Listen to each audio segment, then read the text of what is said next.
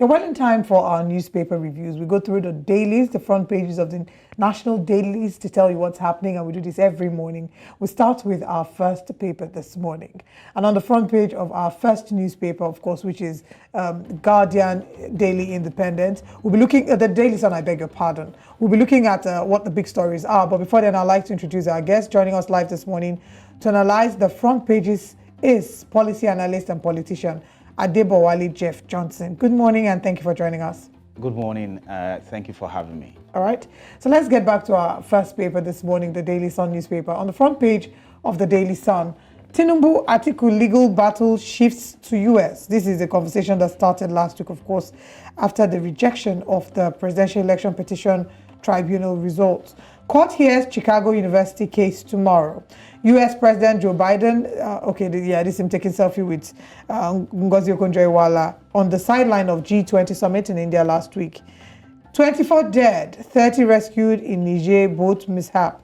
Insecurity, Catholic bishops task government on arms proliferation, demand cut in cost of governance. Death of DPO, police arrest 6 suspects in Rivers.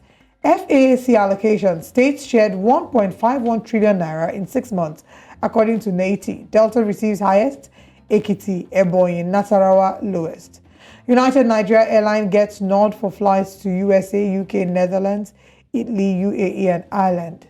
Subsidy removal, Serap gives 36 governors 7 days to disclose details on spending of 2 billion naira palliative. Ogun government explains demolition of plaza of ex-governor Daniel's wife. FCTA officials uncover fraudulent land racket. And final story, lingering bilateral issues top agenda as Tinubu meets UAE authorities in Abu Dhabi. Let's look again at the front page and take the big story of Tinubu and Atiku's legal battle shifting to the US. Court hearing Chicago case tomorrow. We would like our guest to share his thoughts on this as well. Okay, so basically on this particular topic, I think that we've not had the last of it. So let's see what the court in the U.S. will say. I think anything that has to do with legal proceedings, we shouldn't be too much in a hurry to comment on them, because I think there is some sort of understanding that legal proceedings, you can't judge it until it is judged, and you can't really say so much about it. So let's wait and see what the outcome will be. All right, very quickly, I'd also like you to react to the story that talked about subsidy removal. It says, Serap gives 36 governors 7 days to disclose the details on spending of 2 billion naira palliative. Do you think that they're going to oblige Serap? Yeah, well, I think accountability is important for good governance, and Serap is doing its own work to demand for accountability on behalf of us Nigerians. And I think the best we can say is to tell the governors, their excellencies, to oblige the nation by providing and being transparent and being accountable to how the economy is being run, so that way there can be a better point of acceptance and confidential, more confidence in what they're doing, that they are open and they're ready to do better than the past government. Okay.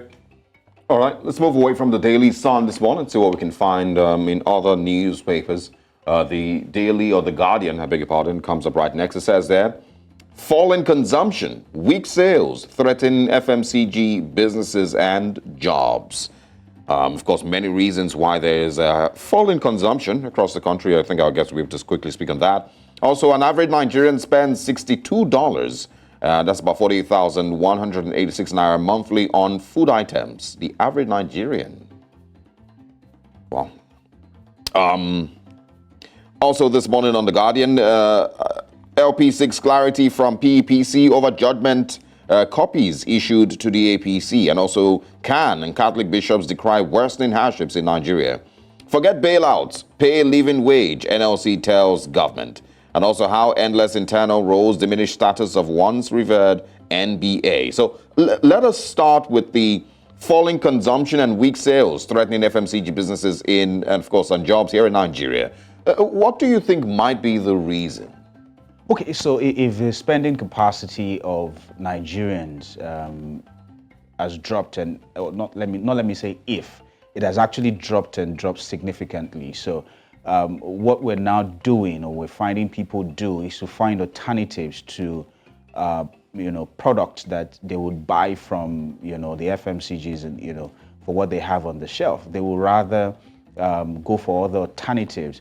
So people have removed some certain items from food.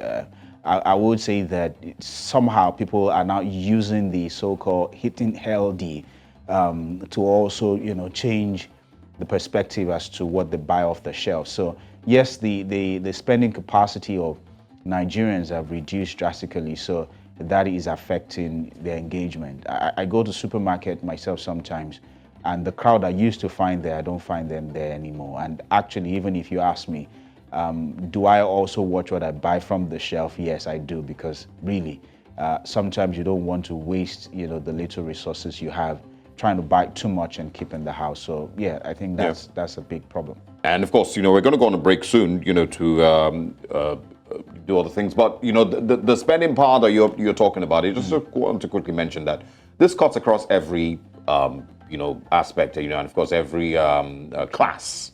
Middle class, whatever class that you decide that you put yourself, every Nigerian is affected by this. Yes. And that's just like our guest has said, if you used to spend, a certain amount of money on electricity, on petrol, on food items, 6 months ago, all of that has to be cut in half because, salaries have not improved.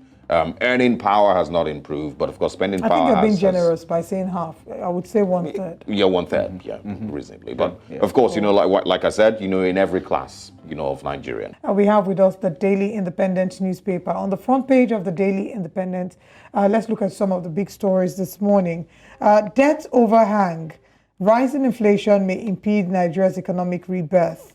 Adeleke has proved critics wrong by being a dancing working governor, and that's according to the former president of Nigeria, President Olusegun Obasanjo. Serap gives governors 7 days to disclose spending details of 2 billion naira palliative. Tinubu woos Volkswagen, others back to Nigeria after meeting German Chancellor, others. Shatima reveals federal government's $163 million AFDB loan is for wheat production. Palliatives will continue until citizens' hardship is addressed, according to Minister. Nigerians want changes to happen quickly, says Abdul Salami. 36 states receive 1.51 trillion naira allocation in 6 months. And let's see what the final stories would be. Ogun demolishes Benga Daniel Wife's Plaza, says it's illegal structure. PPC judgment. Labour Party frowns at Tinubu's legal team's imprint on certified true copies, asks PEC and the APC to explain imprints to Nigerians. So these are some of the top stories that we're looking at this morning, and we're still joined by our guests who will be letting us, helping us in addressing some of these conversations. So let's get into it. And I'd like you to react to the story about palliatives will continue until citizens' hardship is addressed, according to Minister. Mr. Jeff Johnson, Adebowale, talk to us about what your thoughts are as regards palliatives, and if this is a worthy cost to continue on. Do you think that this would actually effect any meaningful change in the hardship, in mitigating or alleviating the hardship that citizens are currently experiencing? I think we need to do things differently. The palliative, as we've seen it over the years, has not brought what we require for development. If we're saving that amount of money that we're paying out as palliative, and we reroute that huge volume of money into proper development, I dare say that we should have, and I've said this even on other different platforms, that we should have those monies being put into proper agricultural development and food hubs across the country. We should have some sort of alternative mode of transportation that is cheaper for us to be able to commute around, rather than continue to pay, some sort of lip service to how we're trying to distribute the money. because there will be fraud. You can't measure the impact, because somebody can get the palliative today and come back another week and some other person wouldn't have the opportunity, because there's human interference in how this is being done, or so I think the best thing we need to do is to actually do things that will be meaningful, that would touch and impact everyone, rather than trying to just share food produce. And you have people being beaten up, you have people stressed out because you're trying to collect free food. But if you reroute it properly, if a bag of rice is 30,000 naira, and you reroute the funds properly into agri-hubs, and I can buy the bag of rice, the same that I would have bought at 30,000 at 10,000 naira, then I would take my money to buy what my money can buy, rather than spend my whole day trying to collect a few bags of food produce or something, and then get beaten and all of that. All right, I want to get you to also speak on the story. There also on the Daily Independent, it says Tinubu woos Volkswagen. Okay, sorry, I'm not very good in speaking my German. Tinubu woos those people and others back to Nigeria after meeting German Chancellor and others. So I want you to speak on, the president, of course, attending the G20 summit. Yeah. Those who expect that, like he has gone, he's going to woo investors back to Nigeria. Woo. Does it happen that way? Or, does Nigeria need to be ready, for investors? Does Nigeria need to set itself up to attract investors, not just to woo them? Okay, so this is my take. I think President Tinubu has done well enough that if you want to measure and say, okay, what is the outcome of the G20, for Nigeria? I think he's done well based on what we've heard so far. I believe there are already commitments in billions of dollars to come in as FDIs. Now, bringing Volkswagen or any other car making or any other factory or any other, it's one step. It's good, to encourage local competition, so to say. So I think what we need to do is to balance the equation. As we're bringing in those foreign organizations, I think we need to measure it in such a way we're saying, okay, let's do 30-40% foreign organizations to return. But then let us then improve local capacity. And let's use the foreign guys, these organizations, to get up local conversations where we can then have 60 to 70% local production, whether in car making industry or any other industry, as we're trying to bring in these guys to come in. So it's important that we say, okay, what has been the outcome? Good enough. There's more we can do.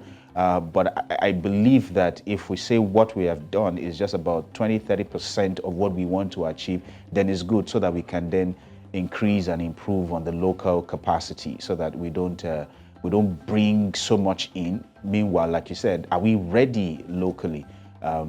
It's another thing, and we as citizens also need to look inward and say, okay, are we ready to really engage? Are we ready to be innovative? Are we ready to take the risk of investing in Nigeria? And lastly, I said again, like I said in another platform, what is the Nigerian dream? Because if we don't understand what the Nigerian dream is, we ourselves can't invest in it. Unfortunately, I'd asked someone what is the Nigerian dream? And the response was that the Nigerian dream is to Japa. But that is a conversation for another day. Yeah. On a lighter, on a much lighter note, still on the front page, Adeleke has proved critics wrong by being a dancing working governor. That's by former President Olusegun Obasanjo. What were your expectations when then Senator Adeleke, now Governor Adeleke, was running for office? Did you have high expectations as well, or was it a case of the book being judged by its cover? And so far, would you say you're impressed? Okay, so my honest position with His Excellency Governor Adeleke is this. Initially, again, because I play in the political space a lot, and I'd somehow from far known his person, but you see, beyond that, I know that him coming, and if he did win, and which he did by, well, as it is substantiated as the governor of the state, is that he would need to surround himself with smart people who actually want things to work for him. And so it's not about his dancing, but about the commitment to the people. Again, so far I'm quite impressed, and I would say that I almost got to talk to him last week. We tried to get him on call, but he was, I think, at the time not available with his phone. Maybe he was busy in a meeting or something. And the understanding is that he's doing quite a lot, and that quite a lot is the fact that I know he's embedded in development. And so if he's dancing, I would take the same thing as President Olusegun Obasanjo said, that it might be a fun man, a dancing governor, but truly his heart is for development, his heart is for his people. All right.